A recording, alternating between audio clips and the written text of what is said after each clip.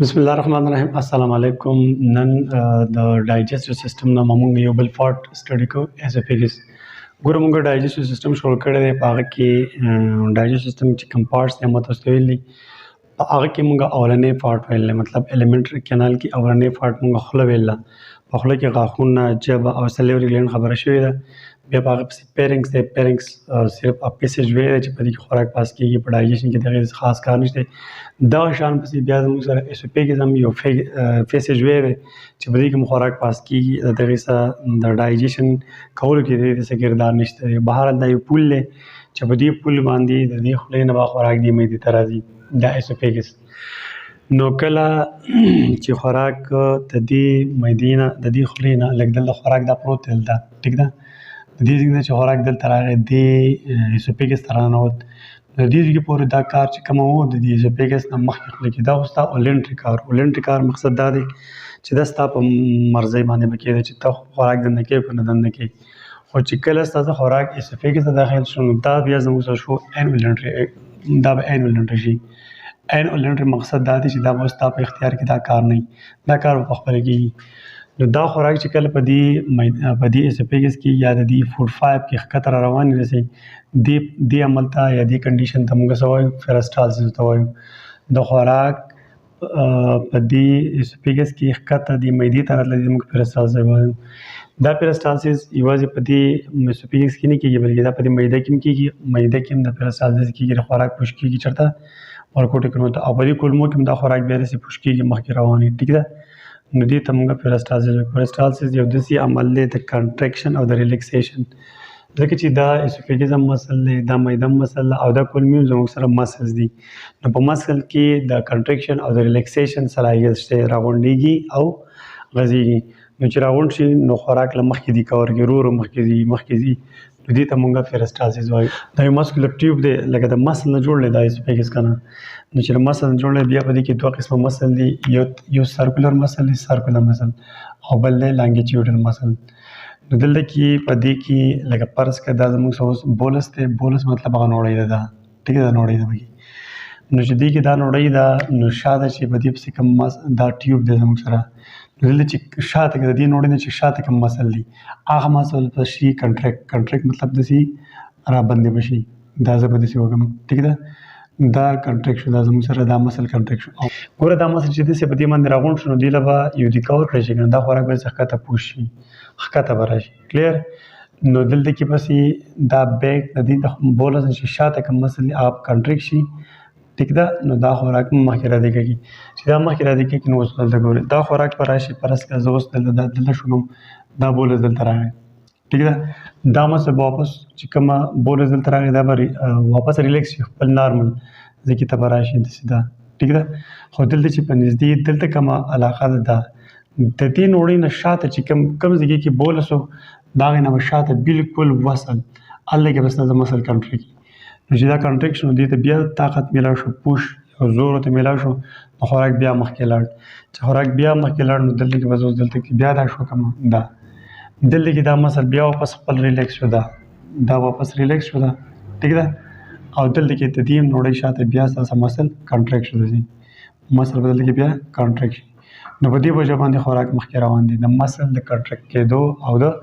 ریلیکس کېدو د وجې نه. ګورې دا پیرسټالسس یو ډېر طاقتور عمل دی. لکه فرض کا مونږ دا وایو که نه، لکه مونږ سیده ولاړ یو او مونږ خوراک کوو نو خوراک به دې معده کې ښکته په دې اسوفیګس کې ښکته روان دی. خو که بالفرض کا اوس یو کس دی او هغه ته الټه ځوړند کې، لکه فرض کا زموږ یو کس دی او دا الټه داسې ځوړند دی، کلیر، داسې الټه ځوړند دی او ده باندې ته خوراک وڅکې نو د ده دا اسوفیګس دی دا او دا پکې فرض کا معده شو، نو دی چې دا کومه خوراک په ده باندې ته کومه خوراک کې نو دا خوراک به سیده په دې کې داسې روان وي، داسې معدې ته به راځي. یو کس ته الټه کا ځوړندې کا او ته خوراک کا خوراک چې کله سوالینګ وکړم او اسوفیګس ته دنده کړو نو دا خوراک به بیا الټه به دا سړی، ځکه چې معده خو بیا ته بره یې که نه او دا الټه دی نو خوراک به ټیک ټاک معدې ته روان وي. دا د پیرسټالسس په وجه باندې. پیرسټالسس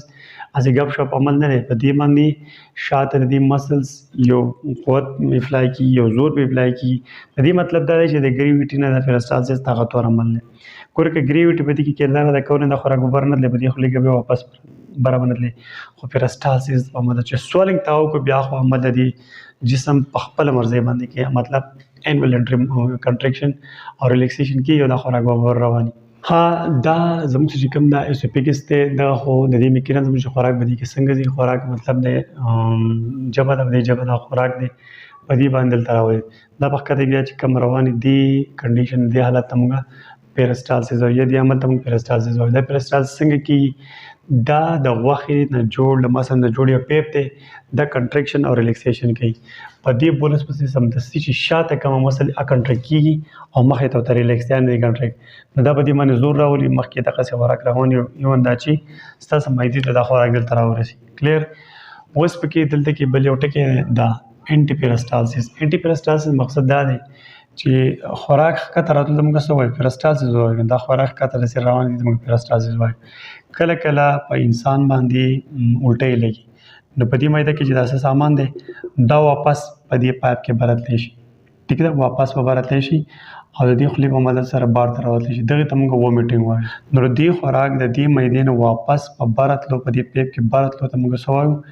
انټي پیرسټالسس چې ښکته پیرسټالسس شو نو دا د الټو شو کنه انټي پیرسټالسس دې ته موږ وایو انټي پیرسټالسس هغه عمل دی یا هغه کنډیشن دی چې په دې کې بعد د مېدې نه یا د ګیسټروانټسټاینل ټریک نه خوراک واپس په اسوفیګس باندې د خولې په مدد سره بار ته راوځي this is called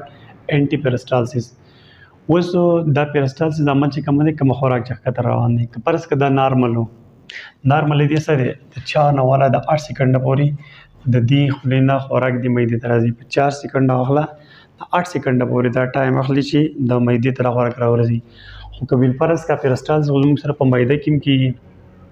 او بیا ښکته په کولمو کې کېږي هغه ځان له خبره اوس فرض کا ښکته پیرسټالسس موږ وایو د کولمو یې خصوصا د کولمو